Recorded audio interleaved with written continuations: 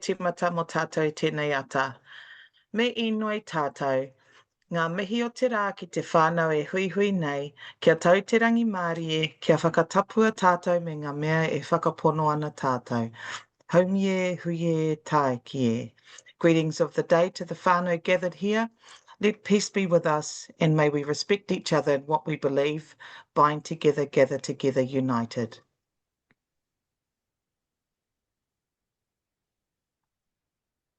The whakatauki for today, he taonga te mokopuna, kia whangaia, kia tipu, kia rea. A grandchild is a treasure to be nurtured, to grow, to flourish.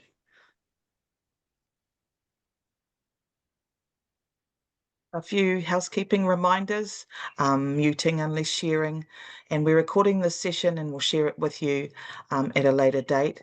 If you have any pātai or gems, just add them to the chat throughout the session, and we hope to get to answer them at that towards the end of the presentation.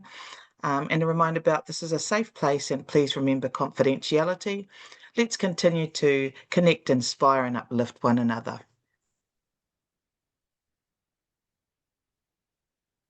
No reira, ko Waia hau, ko Deborah Hacker hau, no te Taitokero. We're up in the far north, cluster 1. And we have a lot of rural schools up in our patch as well. And so this is a real awesome space for me to learn with and about the rural space with others. No reira, tēnā koutou katoa. Morena, ko Fiona Harkness, toko ingoa, a practice lead based in Whangarei, where te tai tokiro I te Tonga Cluster 2. And we also have our share of beautiful little rural schools. Yeah, so this mahi is really close to my heart. So we've got Leonie. I don't think she's joined yet. Oh, no, I don't think she's joined yet. Okay. Kia ora koutou, Carol Ashton aho, also cluster 2, from the tail of the fish, Taitokoro. And Anna, I think, has been, although she's back in. Yes, I'm struggling with internet today, everybody, but that's part of rural living, isn't it? Ko Anna Ladbroke toko ingoa, and I'm based in the beautiful Te Anau, gateway to Milford Sound, from cluster 40 in the deep south. And I think, Fee, correct me if I'm wrong, but it's my pleasure to introduce Michelle Moore, who's going to introduce her team, our guest speakers for today. Hi, Michelle. Kia ora koutou. Morena koutou. Yeah, I'm the cluster manager of cluster 34, and we have 2 very enthusiastic and keen RTLB that travel to the Chathams, and they are currently there. So hopefully the Wi-Fi stays stable for them. So we have Judith and Lynn, and I'll introduce themselves in a moment. Judith is, she's joined our team just recently actually, and is still studying. She's just completed her first year of study, so congratulations for that, Judith. And Lynn Hazeldine is one of our practice leaders. So I'm really privileged that they are keen to travel to the Chathams. So thank you, ladies, and I'll hand it over to you.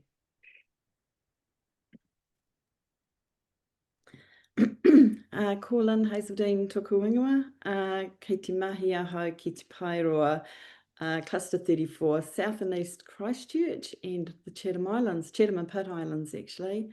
I've had the absolute pleasure and privilege of being able to travel to the Chatham since 2019, and I had a brief 2-year break when I first became a practice leader and started. I'm back in now this is my 2nd year. Ko Judith toko ingoa.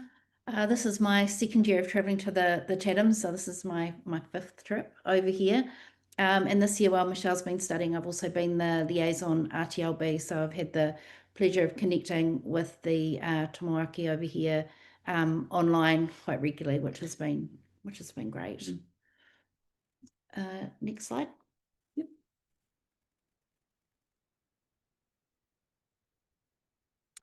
And again. Yep, next one, thank you. Okay, oh, no, you can go back. Thank you. Perfect.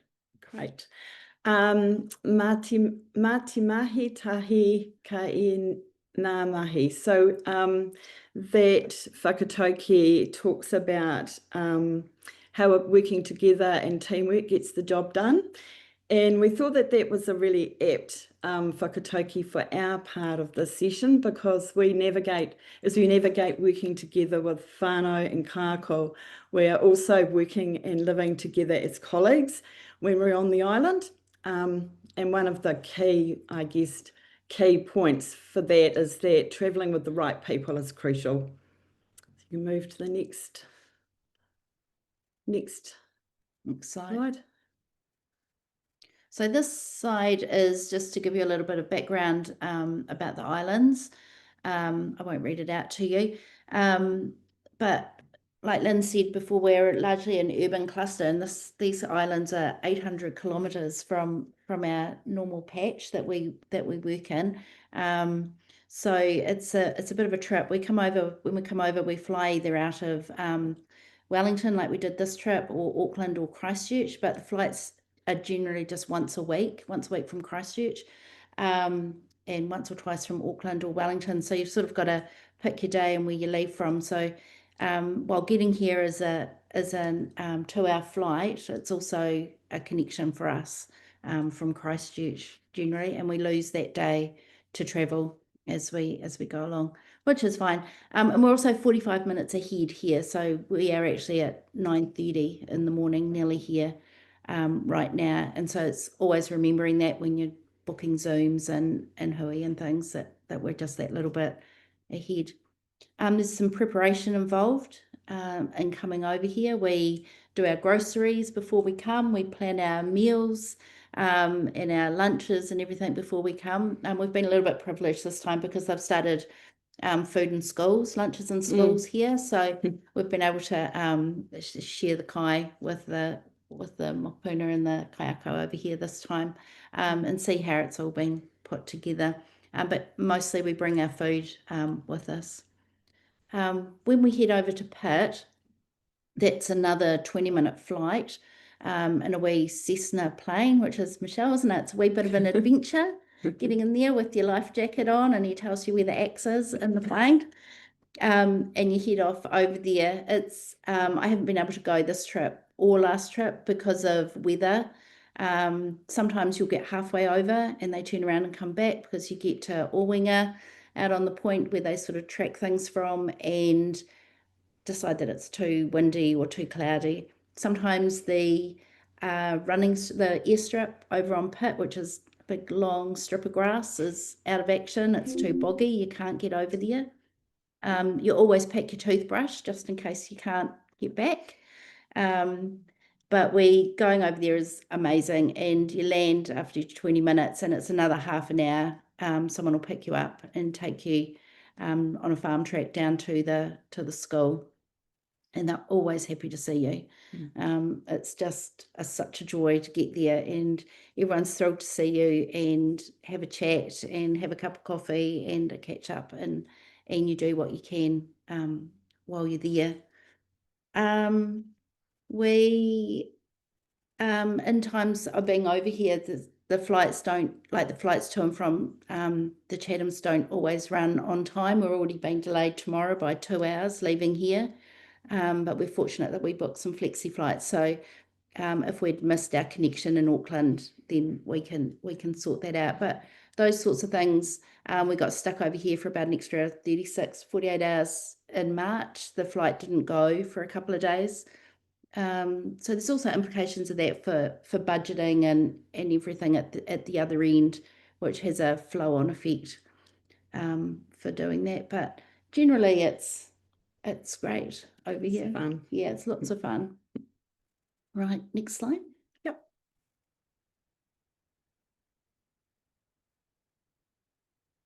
So this is just a wee video that the previous principal up at Aotearoa made with the children, and it's gorgeous. So we just wanted to give you a little bit of context from the kids. Play.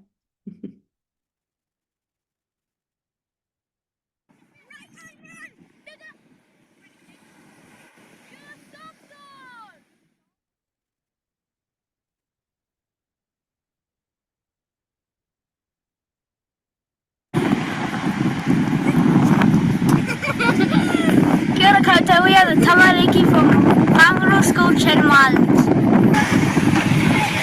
Kaiako is a fishing village at the top of the island. This is our place, Kaiako. It's beautiful, eh?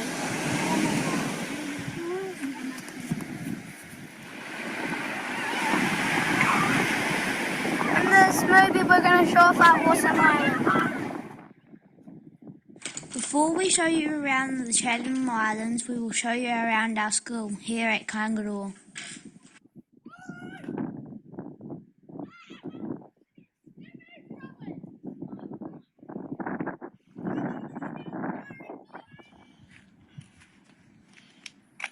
In the Chatham Islands, the weather can be sunny and rainy all on the same day. And sometimes it can be windy! Jay, come on quick, it's starting to rain! No, it's not going to rain!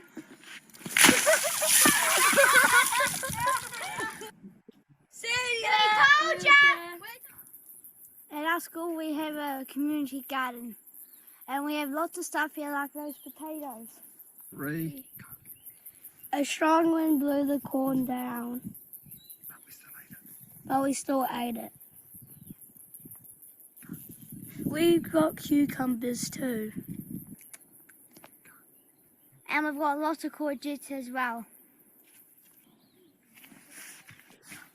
We've got tomatoes over here and capsicums over here. We've got puha here for boil-ups. This is our pumpkin and camel patch. And we've got a school pool too.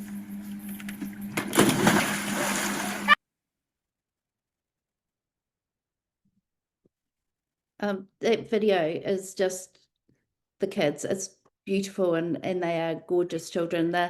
We were up there yesterday, and so the food, the tunnel house and everything, that food's been used towards their lunch in schools program, which is amazing. And there was a whale stranding up here earlier in the week or at the weekend, and so those mokupuna got to go out and see the whale, didn't they, the day before? So they had lots to tell us yesterday when we were there.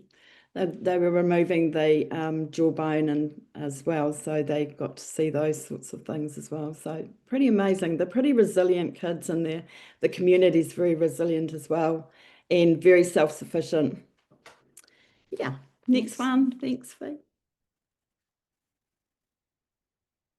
Okay, so we thought we would take you through how He Pukuroa and how we work through the practice framework.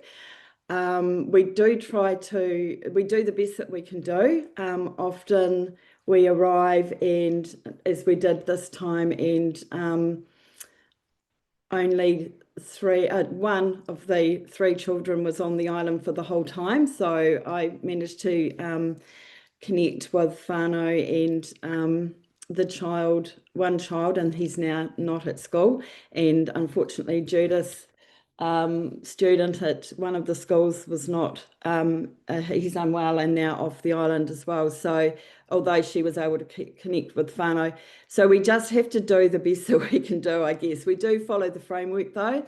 So we thought we'd kind of walk you through it, because there are parts that might be slightly different or more important, well, not more important, but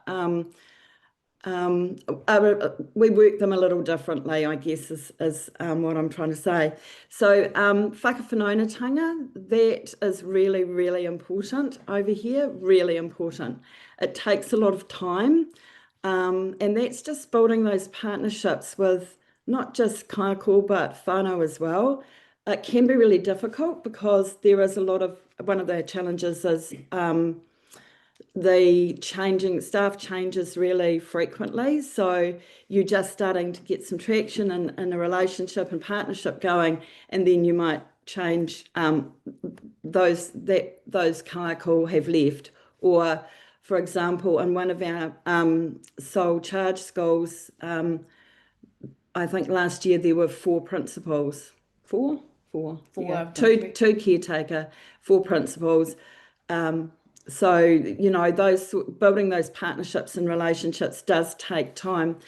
And also gaining that trust and maintaining the partnership when you are only here 3 times a year can be really tricky as well. Learning, we try to learn as much as we can about the history and the culture of the island, because having that understanding also gives us a little bit more clarity around why things happen and the way they do, and how we need to adapt and be flexible to meet kaiako, whānau and whakapuna where they're at. We try to maintain a consistency of our staff travelling to the Chatham, so to ensure that those partnerships continue to strengthen, and we try to have at least one person who's consistently travelling. A really important part of the process over here is the liaison hui for us with tumuaki and kaiako. We do this online, or Judith has been doing this online this year, 2 to 3 times a term. However, kaiako and tumuaki know that they can contact us at any time via email and Zoom, you know, online hui. Yeah, it's a little bit different. Everybody's always really pleased to see us, though. They're really happy that we're there and we feel really valued. Yeah. So then moving on to kohi, we try and do some of the groundwork before we come. So if we've got enough rest that's come through, we try and have it really refined so that the focus of the request is quite refined before we come. And because once we get here and while we're here, we try in our 3 or 4 days, we're packing in kaiako hui, whānau hui, as well as many observations as we can get in. I think the whānau hui is really important to do here to make that face-to-face connection while you're on the island. But before we come, if we can set up everything that we can and have talked to the kaiako and everything before we come, that's really helpful. And that refined focus makes data gathering a little bit more targeted. Yeah. So that's and so we really focus on what the need is for that child. But yeah, like this trip, we've fitted in several whānau hui, and they would sort of be that, along with observations, be the real big part of what we do while we're here as well. And then to do kaiako hui, often Lynn and I might one of us will relieve the teacher. So one of us will go into the classroom so the teacher can come out and have a chat with us, and that's really helpful. One of the challenges is that there is no relieving teacher that can come in, and so principal in the bigger school, she does the CRT. So if kaiako is sick or off the island, then it can be really tricky. They sometimes bring in, sorry, I'm going off track here. They sometimes bring a kaiako in to relieve from New Zealand to get round that. So lots of complexities. Moving on to tātai. So it may not be written up before we leave the island, but definitely before we leave, the plan will have been discussed with the collaborative team. So that includes our whānau, as much as we can do that as well. We have talked about the actions, we've created goals, and what everybody's roles and responsibilities will be before we leave. So that's all done isn't written up, but everybody knows exactly where they're going and what their role is and what their responsibilities are, and we've created goals as well. We have moved to having more kaiako requests for support rather than individual requests, just as a more sustainable way of practicing. And often our goals are kaiako goals as well. Having traction in tātai once it gets underway can be a little bit difficult, especially again because children do go off the island. If mum's having a baby, then the whole family go out for a month, 5 weeks. So then you can have children who aren't in school on a plan, and traction can be difficult. But, you know, it is what it is. And we just, once they're back, we start again. We try to do, while we're over here, as much modelling and getting the implementation of the plan up in place before we leave. And I'm going to throw over to Judith. Now, so whakamahi and whai whakaaro. So a lot, well, that is done mostly online, you know, and when we come over, we catch up and do what the observations that we can do. Sometimes Google Docs, sending Google Docs works, and sometimes it's not quite as successful. And the kaiako over here might prefer a face-to-face meeting, and that follows pretty much the same plan as I would anywhere else. So you'll meet regularly to start with, and then as the plan sort of gets more in place, you can slow that down. But for some kaiako, regular sending out a weekly Google Doc that they can write their reflections and any information on works really beautifully, and it keeps them on track as well, because there's so much else going on over here that it's easy for them to lose where they're at.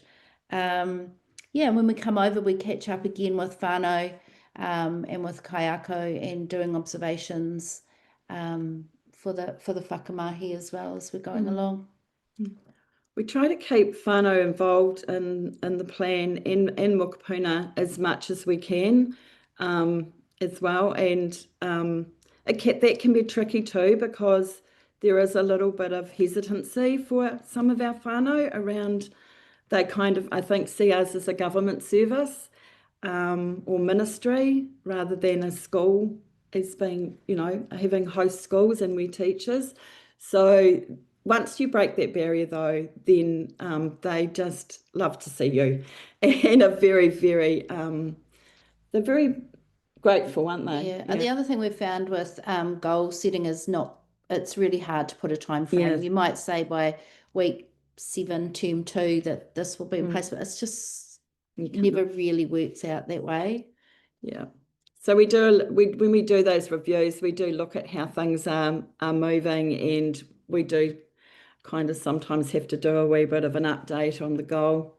And that's okay, because cases tend to be open a little bit longer than we would at home as well. And that's just for because there can be so many breaks in the plan. Yeah, so we do what we can, but we need to be flexible and adaptable. Mona Mutahaki, so the stepping aside and empowering others. And as I said, we keep students on the roll a little bit longer.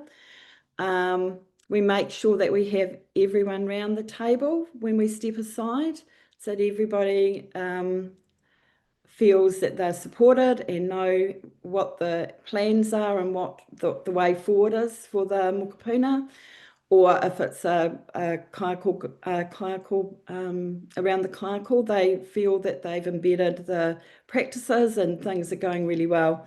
As I said, we follow the framework as much as we can, and everyone's really grateful to have us here. Yeah. Next slide. Next slide.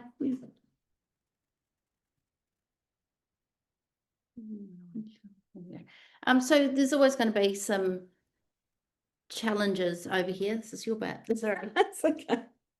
You go. So really you can read that. And we've talked about things like staff turnover, just meeting the needs in a really timely sort of way. about everybody being flexible and adaptable. Also having the right resources. So it's that thinking ahead before you come, because you'll get over here and you're like, oh, I wish I had that, and I wish I had that.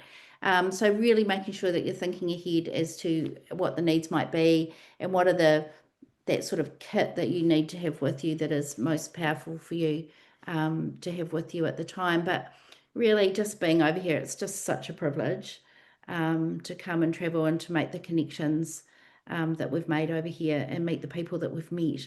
Has just been fabulous. But anything else about challenges? Yep. So we're at a stage now where we've we've built those partnerships and the trust to a level where we're able to have discussions about support that we can provide systemically, which has taken a long time, but we're at that stage now, which is really exciting. And that is a result of the relationships that have been built, not just by Judith and I and Michelle when she's here, but also by those that have worked and come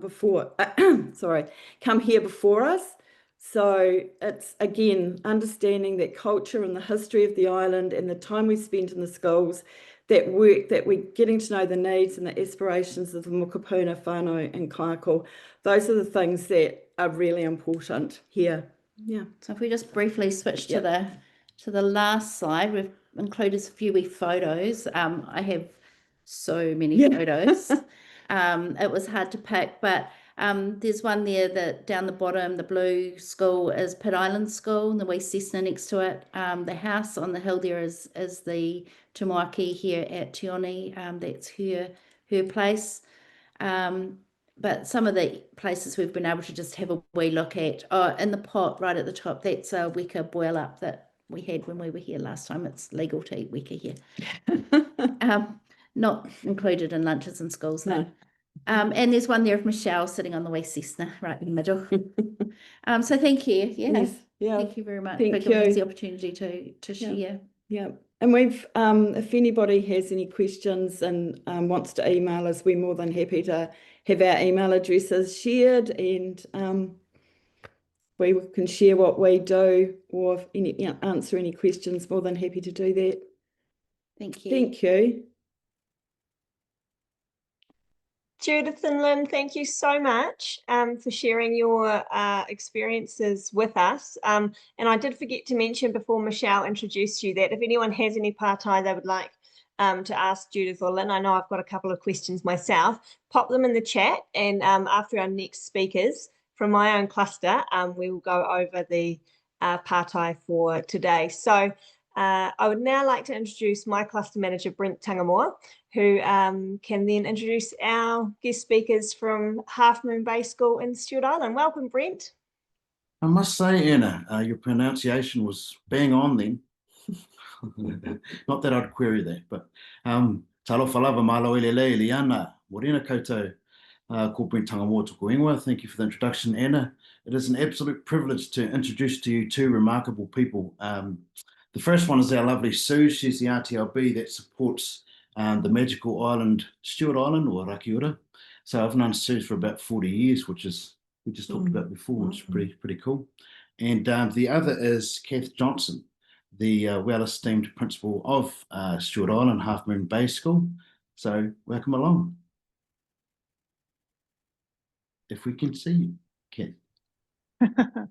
Tēnā koutou katoa, ko Kath Johnson, whakaingoa no Rakiura taku kāinga, he tumuahia hau ki te kura o Rakiura. I am the principal of Half Moon Bay School on Rakiura, Stewart Island, and I have been here for doing this mahi for 18 years. Just seems to have flown by. Yeah, well, I'll let Sue introduce herself.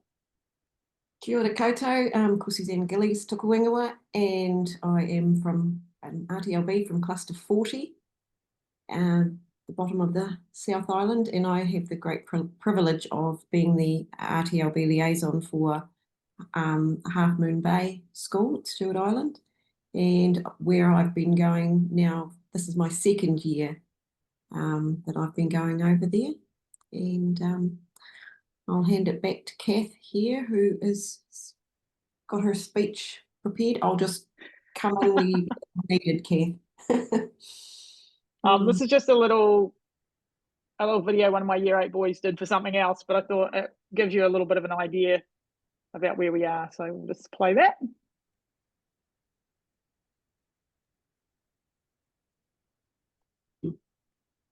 Drone. You are.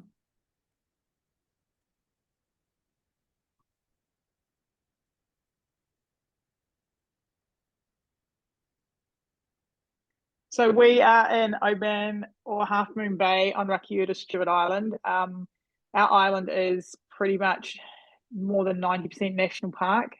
So there's just one little segment of the island that's populated.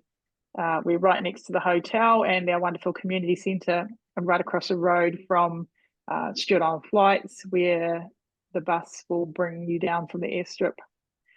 Recently, someone said to me, "Oh, I don't know how I'm going to get from the airstrip to the school." And I said, "Oh, it's about a 30-second walk. You'll be okay."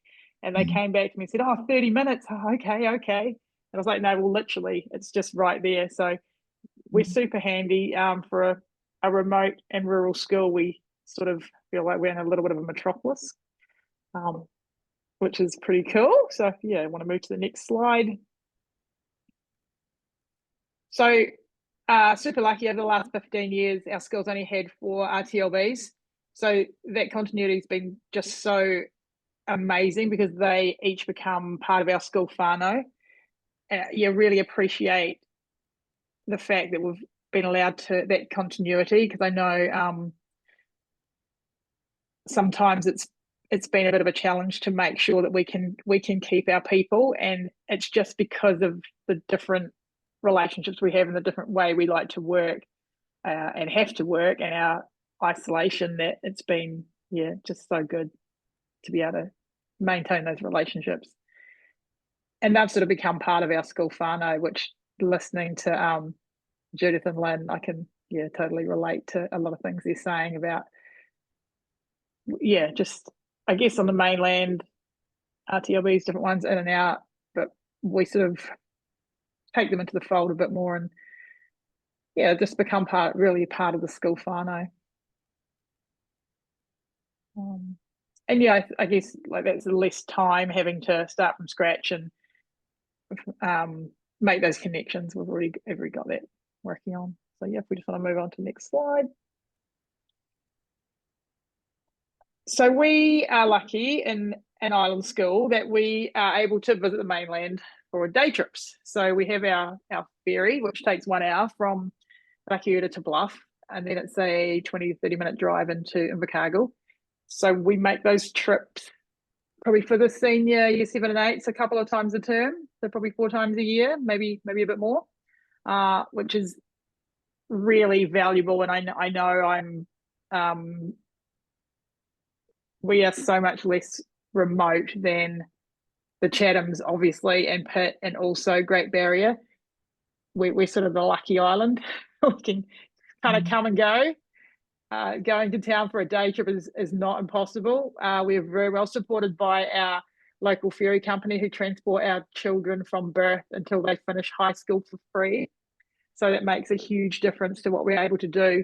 And so because we're often over on the mainland doing Polyfest or sports trips, or we've got kids going to lit quiz or snack math competitions, over the years, it's been a good opportunity for RTLB to come and catch up with the kids while they're on the mainland. And just, also being part of that school whānau. And at times we've had RTLB even catching up with parents who've been accompanying us on our school trips. So that's been another sort of really, I guess, original way that we've kept those connections going. And it just means that all the kids in the school kind of know RTLB and sort of see them as one of the school whānau, and they've come to watch the Polyfest, or they've popped into the pool when we're there for a swim, or at different sports events and things like that. And it just connecting in a different context. Next one, please. Transition to boarding school. So all our tamariki head to boarding school at the end of year 8, which is huge. They either go to Invercargill or Dunedin. At the moment, Invercargill's in flavour. So everyone, I'm losing 11 year 8s, which is a little bit stressful from a school of 42. and they're all going to either Southland boys or Southland girls to the boarding hostels next year together, which is going to be lovely for them. And over the years, we've had a lot of work with RTLB around transitioning the kids to boarding school, because even though with every child who transitions to high school is a big deal, for our kids it's just so much more because they're leaving home at 12 or 13, and there's just so many more things they have to deal with.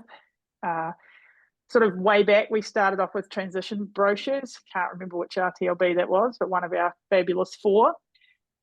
And every year the kids make transition brochures just explaining about themselves, the way they like to learn, what their strengths and weaknesses are, the things they're into, about their families, but also just explaining to the teachers how their life is so different. You know, they might have to leave early on a Friday because the weather's no good and they have to go early for the boat, or they might not make it back on a Monday because of the weather.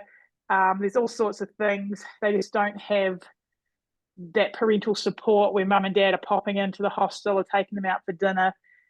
They usually won't see their parents during the week. So just a lot of differences, and we try to get the kids to explain those. And then what we do is print out the brochures, and instead of just printing a copy and sending it to the school, I'll print out about 10 copies each. And so the schools can give 1 copy to each of their teachers, plus 1 goes to the boarding house. So it's just taking away those barriers too. The school might get to go, oh yeah, that's lovely, sit it in the staff room. But if we've actually sent them 10 copies, say, can you give 1 to each of their teachers? And it just means that the teachers have got a little bit of an idea about them as a learner, but also about their unique situation and how it's been. And yeah, it's really fun doing those with the year 8s. It's kind of a nice sort of end of primary school thing to do as well. The other thing we've had happen at different times is the RTLBs will go in to either school or the boarding house, and they have a little bit of a checkup on the kids sort of halfway through the first term. So because the kids know the RTLB, some of them may have been on the RTLB roll, but then other ones won't have been, but they'll still a familiar face. So they can just go in, and it just gives the kids a chance to bring up anything that's maybe not working, that they feel like they can't deal with themselves, or just feedback for us of what's going well, what's not going so well. And obviously the kids who've been on the RTLB role, it's just a little bit more formalised, I guess, but just that little check-in for the kids in their first term at boarding school. Do you want to add anything, Suzanne, or are you happy for me to keep talking? I think you've covered it pretty well there. And as we talked about it when we were discussing this this mahi, you'd said, you know, sometimes they won't share things with their parents, but they might share it with me coming in, or with the RTLB coming in, somebody that's sort of slightly removed, and you know, we can bring that back, or you know, share with teachers or with the care at the boarding home. So yeah, I think that's. We'll just head on to the next slide. So RTLB comes each term to the island, as well as any further visits that we might need. It's really good that we have time. I don't teach on a Thursday or Friday, so we try to schedule Suzanne's visits for those days so that we can catch up, and that just gives her a kind of holistic view about what's happening throughout the school. So not necessarily kids on the RTLB role, but just sort of any one where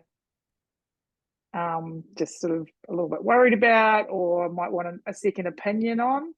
And then she gets an understanding of kind of where we're at as a school too, so what sort of things are coming up. And yeah, we've just had production, so that's been a big one lately, and just different things. It just kind of, again, going back to that whole school whānau, just sort of keeping her in the loop and just building those relationships, and meaning that she's a good understanding of what's happening at the kura. Cool, next one.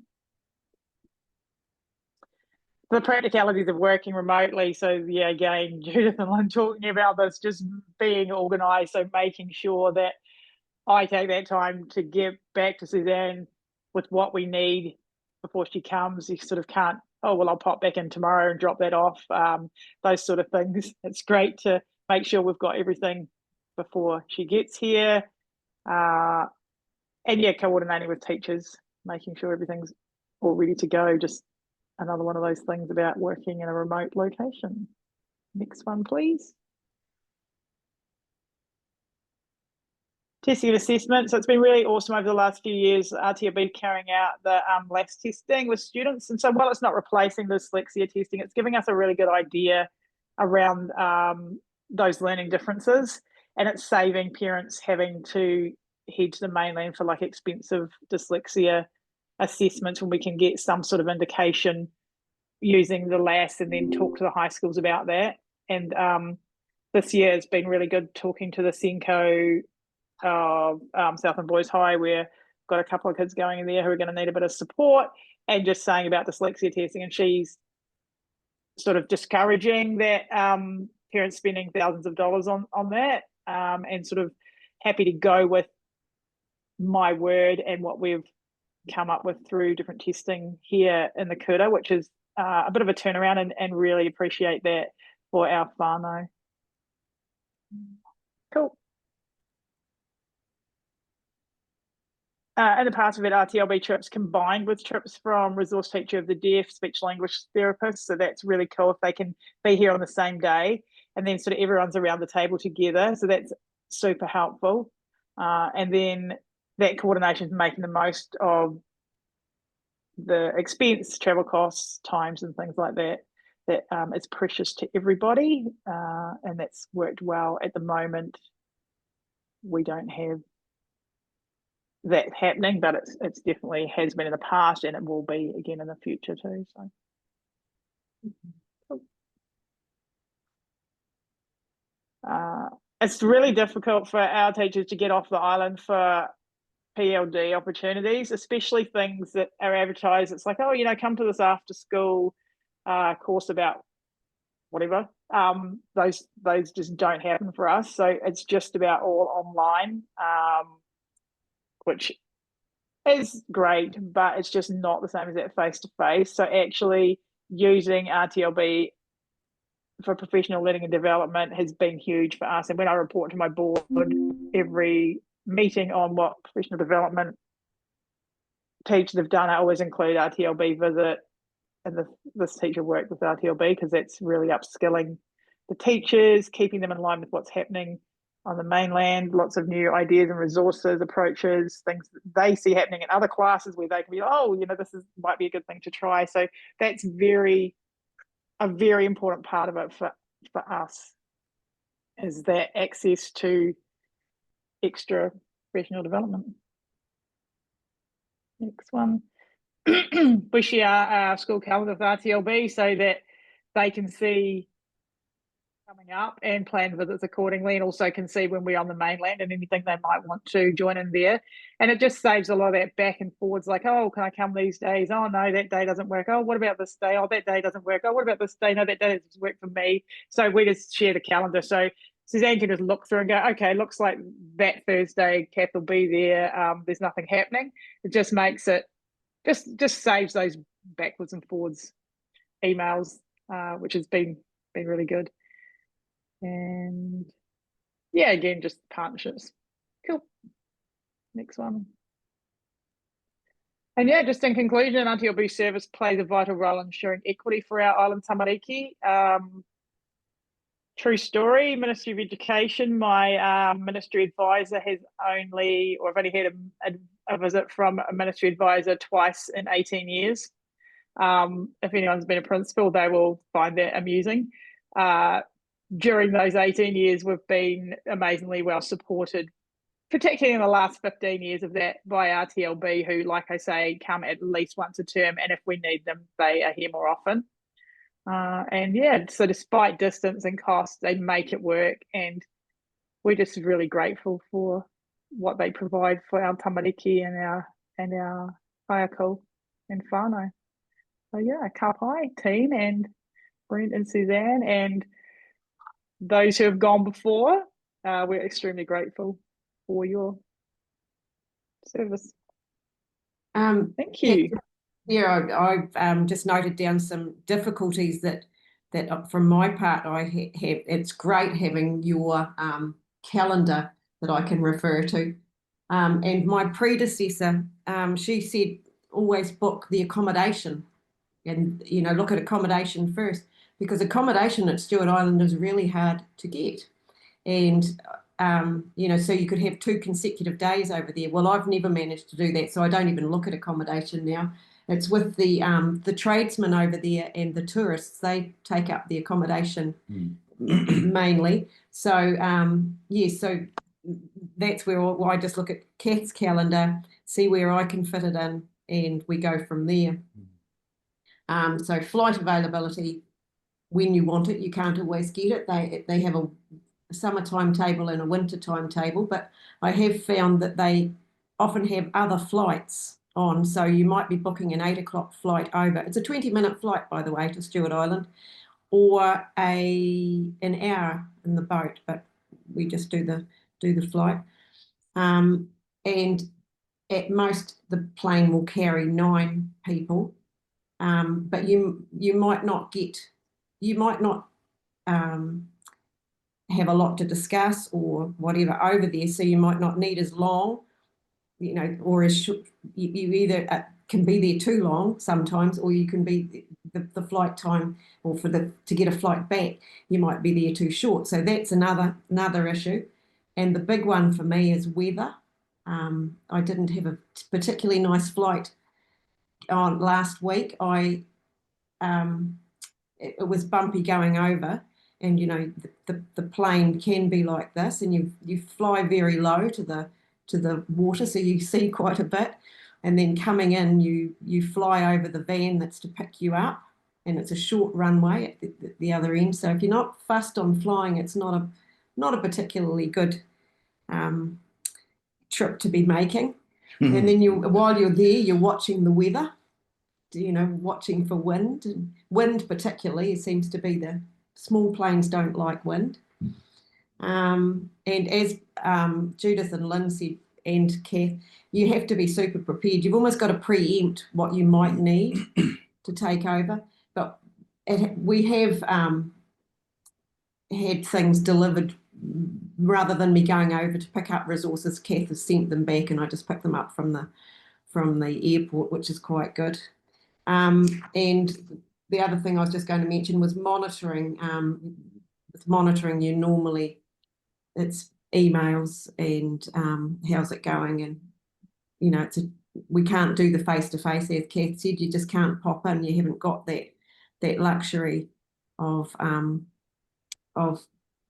that, and you know, you can't just drive there. Sorry, just Judith and Lynn talking about having a Google Doc for that follow-up. Yeah, Kōrero. That sounds like a really good idea. Yes, that sounds good. Yes, we could do that in the future. Yeah, so that's about what I had to add to that with the difficulties. So, so thank you. It is a privilege to be going over there. Thank you so much, Suzanne.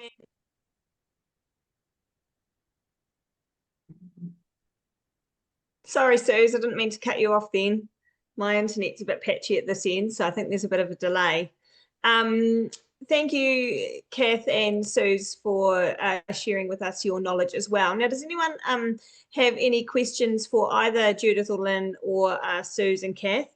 There was one that came in around the high staff turnover for Kath, and Kath, you've been very lucky with the permanency of your staff, so that's fortunate. Deb, you were asking do the specialists provide sufficient information for the kura to give to whānau? And I'm not sure, Deb, if you meant RTLB specialists or Ministry of Education supports. Ministry but do you feel, supports. Judith and Lynn and Kath? We're a little you probably bit, have to search for stuff that you need, to be quite honest. And at the moment, the ministry websites seem to be very hard to maneuver around. So yeah, it's probably a struggle, to be honest. Over here, it's a little bit similar. We travelled over here in term 2 with a speech language therapist from the ministry, who travelled with us, which was really good. But that's probably once in 2 years that a ministry person has been with us. Earlier, maybe at one point last year, there was some speech sort of queries for speech therapist over here, and we sort of worked as a go-between, didn't we? So we got whānau permission, and the speech therapist sent us over. Actually, we did some language samples, just 10-15 minutes of talking with the child, sent that over to the speech therapist, and then she sent back some suggestions based on what she'd heard. So it is difficult, but we just work with the way we do what we do, and they're very grateful to see us here, really. Yeah, but it is hard that it's not ministry support is not, similar to Cath's situation, yeah. Thank you. And Adrian, I can see your hand up there. You've got a question? Kia ora, yeah, thank you to Kath and Judith and Lynn. I just want to make a comment that you've made you've caused a subtle shift in the way that I think about my rural schools. I really want to thank you for that. There's one in particular that's on a peninsula 60 kilometers away. Now I drive there and I'll make phone calls, or I'll have podcast playing or something like that, and it's you're kind of insulating. It's almost like it's just like next door. It's just a longer drive, if you see what I mean. And listening to the similarities between what you're saying about what it's like on the islands there, this rural school is as if it is an island, and it's so similar, and I know the challenges that they face. But listening to you talk about, I'm thinking of them as like an island now. And it's made a little shift in my head. I think it's going to make me more empathetic and more effective in that school. So thank you very much. I'd like to thank you for that. And they are big challenges, faced with fortitude and good humor and just getting on with it. And yeah, well done. Thank you. Thanks, Adrian. I think that's one of the why we started the Rural Schools Rupu, is it's so vital to discuss our work. And Kath, you said something beautiful this morning around connecting in a different context. And I think as rural practitioners, that's something that if we keep in the forefront, like Adrian alluded to then, and a shift in our thinking and discussions with our cluster managers, then I think it's going to help us all in practice. Is there any last minute partai that anyone's got? Pop your hand up if you do. Michelle. Kia ora. Thank you for all the sharing. It's been amazing to hear the similarities between both islands, or even isolated communities as our rural communities are. It's from a cluster manager's point of view, we often talk about stay in your lane, because, you know, for professional safety. However, in these isolated communities, often we blur those lines. We still want us to be safe in our professional way of being and practicing. However, sometimes there are opportunities where a staff member, usually our tūmawaki, who might need a neutral, safe ear. And that's when sometimes the tūmawaki will have a quiet word with one of us and bounce some ideas around. And sometimes it might be about the community, sometimes it might be about how it's staffing, budgeting, frustrations with a ministry. And so just being aware that, you know, the team that I send to the Chathams, I have to absolutely trust their practice and their judgment, because they often are required to step out of their lane a little bit and provide that pastoral care if needed. Things on the island happen where someone has taken their life, and we've just had to step in and relieve and take sports for the day. It's having a cluster manager that understands and trusts the people that you send to the island. So I just wanted to say that that's a key for me. I have to select very carefully the people who I send. Yeah.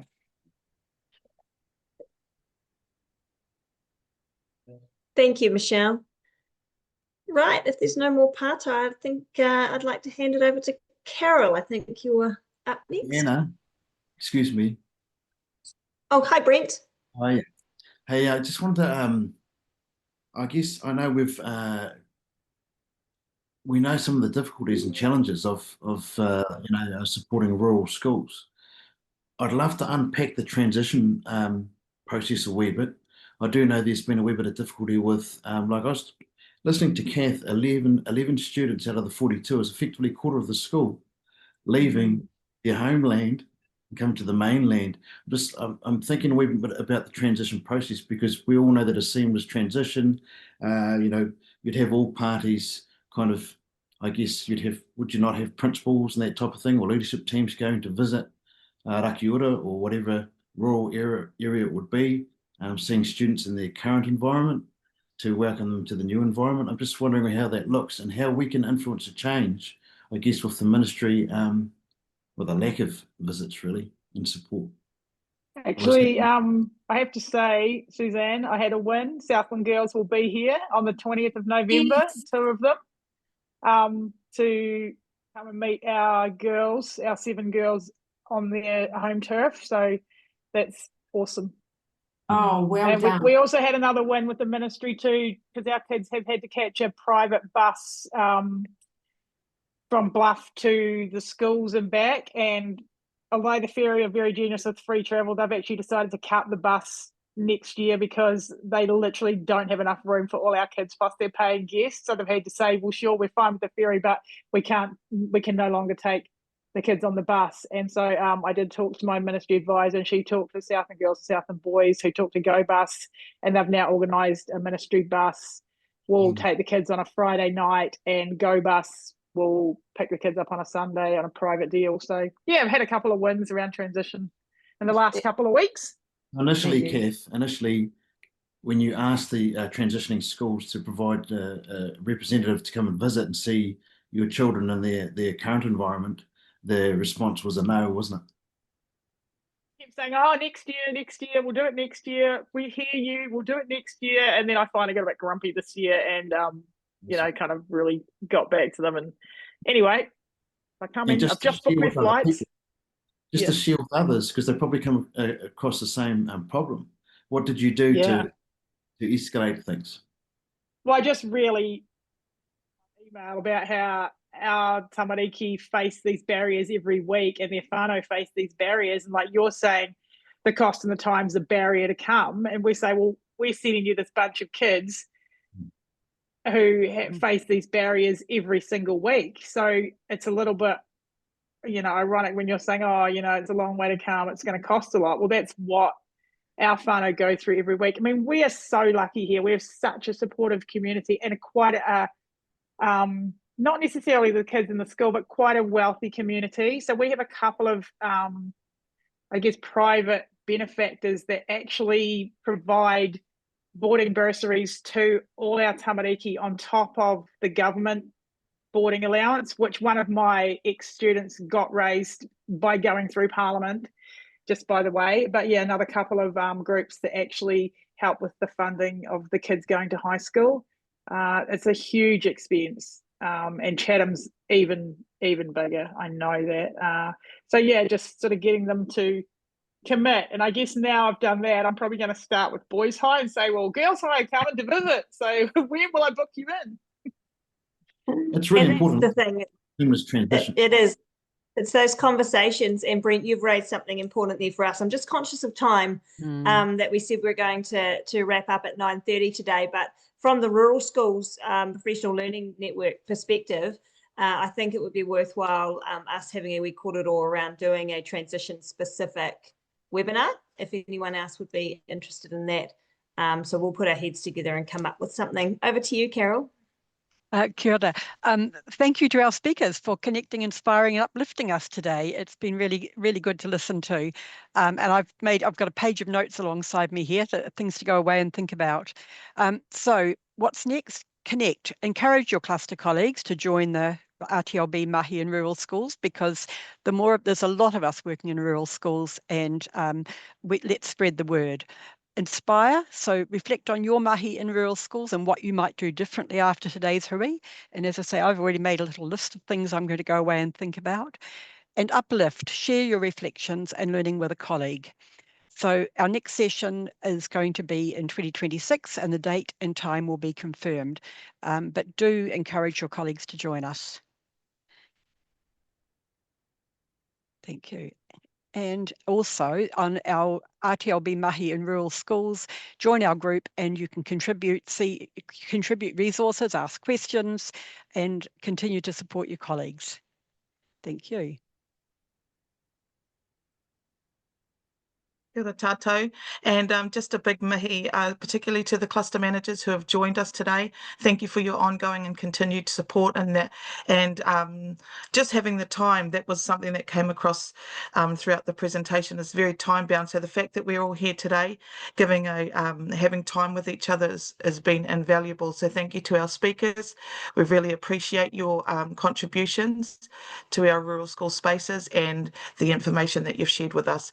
Have a wonderful rest of your term. Be safe, be well, to you and your families. Nō reira, ko te karakia whakamutunga.